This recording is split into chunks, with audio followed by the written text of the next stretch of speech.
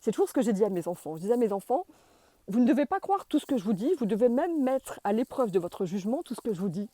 Une fois avec mon fils, Sachka, je me rappelle, il mettait ses chaussures. Et je lui dis, mais Sachka, c'est aux mains. Comment tu mets tes chaussures aux pieds? Il faut les mettre aux mains. Il m'a dit, ah bon, mais comment, etc. Ben oui, enfin, bien sûr, si c'est moi qui te le dis, je suis ta maman. Il était petit et après il a compris, il a rigolé. Bon, ils ont beaucoup d'humour, mes enfants, puisqu'ils ont été habitués à une éducation qui n'était pas des injonctions paradoxales, mais qui était toujours faite avec bienveillance et humour. Mais j'ai toujours mis un point d'honneur à aiguiser leurs réflexions et à leur donner des choses paradoxales qui étaient des faits. Hein. Ce n'étaient pas les injonctions paradoxales que les psys, donc, contre lesquelles les psys nous mettent en garde. Mais pour les renvoyer à ce qu'ils pensaient eux et à leur jugement. Et j'ai dit, tu préfères les mettre où? Il m'a dit, chaussures aux pieds. J'ai dit, tu as parfaitement raison. N'écoute, c'est pas parce que c'est écrit, c'est pas parce que les autorités le disent qu'il faut prendre tout pour argent comptant. Mon fils est d'une grande intelligence. Il avait prévu tout ce qui se passait depuis très longtemps, depuis 10 ans, et qu'il passe pour un fou et un machin, etc., un complotiste et tout, alors qu'il est extrêmement intelligent, il est très renseigné, et que voilà. Je le rends hommage là parce que c'est extraordinaire la façon dont il a vu tout ça bien en avance, et on voit qu'il ne se trompe pas, et j'adore. Et maintenant, il est dans une ferme. Il fait de la permaculture et voilà, il est dans une ferme. Et voilà, bah, écoute, Sachka, je te fais une mention spéciale parce que tu forces mon admiration. Tous mes enfants forcent mon admiration. Je le dis et je le répète là. Il va être le temps de se quitter. Je n'aime pas vous quitter. Oh, je vais terminer là. J'aime bien terminer ici. Là, voilà, il faut que... Regardez comme c'est joli. Regardez comment Mimi et Jackie prennent soin de ce domaine magnifique. Voilà. Même il y a des choses que je leur disais quand je faisais des choses à table, par exemple, manger avec les doigts, ou etc.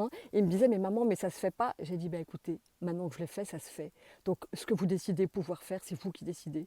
N'obéissez pas aux conventions, aux règles, ça se fait pas. Réinventez votre vie, renouvelez-vous, réinventez vos règles et vos lois, et obéissez à vos lois.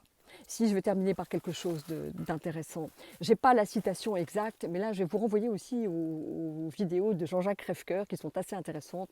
Vous tapez Jean-Jacques Crèvecoeur. C'est vous d'ailleurs qui m'avez mis sur cette piste, sur la piste de ces vidéos. On a un petit peu le temps en confinement hein, de regarder toutes ces informations. Au lieu de regarder les informations à la télévision, allez sur les chaînes alternatives. Je pense que ceux qui choisissent l'homéopathie plutôt que l'allopathie et les médecines douces et alternatives plutôt que les médecines dures et Big Pharma vont plutôt sur les chaînes alternatives pour recueillir une information qui n'est pas passée par le crible du bon vouloir des gens qui manipulent l'information.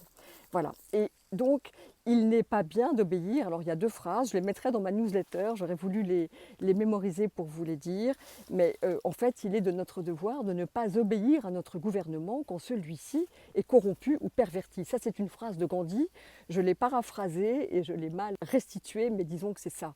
Nous ne devons pas obéir à notre gouvernement si celui-ci est corrompu et si celui-ci n'est pas loyal avec nous et nous donne des consignes qui sont stupides. Donc voilà. Et puis Einstein aussi a dit une phrase comme ça, c'est stupide d'obéir quand les ordres ne sont pas cohérents. Donc nous pouvons nous renvoyer chacun à notre libre arbitre, à notre intelligence, à notre réflexion, à notre cœur, à notre intuition, et pouvoir être libre de faire ce que bon nous semble sans obéir à des autorités. Donc c'est évidemment, oui, j'ai appelé mes enfants à la rébellion. Je leur ai souvent dit, je me rappelle une fois, j'avais une enfant qui n'avait jamais été malade de l'année, j'ai dit, bah, écoute, voilà, tu n'as jamais été malade, tu n'as jamais été absente, choisis le jour que je t'offre un congé de bonne santé. Mais non, on ne doit pas manquer l'école, on doit manquer l'école que si on est malade. Eh ben non, j'ai dit, non, congé de bonne santé, et je me rappelle de ce congé de bonne santé, on a passé une journée absolument géniale. Et c'est arrivé aussi avec mon fils, une fois un congé de bonne santé, on avait été acheter des jeans, je me rappelle, voilà. Donc il va falloir désobéir. Si les ordres deviennent de plus en plus stupides, il va quand même falloir que l'intelligence collective se démarque. C'est difficile à notre époque d'arriver à taire l'information quand même. Hein. Même si on arrive à répandre des mauvaises informations, comme ils le font, c'est difficile Enfin, il y a quand même il y a des gens dont c'est le métier, qui sont très courageux, qui sont très patients et qui vont chercher l'information là où elle est. Et tout ça pour vous dire, oui, il va falloir quand même qu'on se rebelle parce que c'est tellement évident. Il faut juste du bon sens pour voir que tout est cousu de fil blanc, que c'est, même si Shakespeare dit on n'est que des marionnettes dans un théâtre, là ceux qui tirent les ficelles les tirent de façon ce qui est bien suffisamment grossière pour que nous puissions nous en rendre compte et nous ressaisir, parce que là, il va falloir se ressaisir.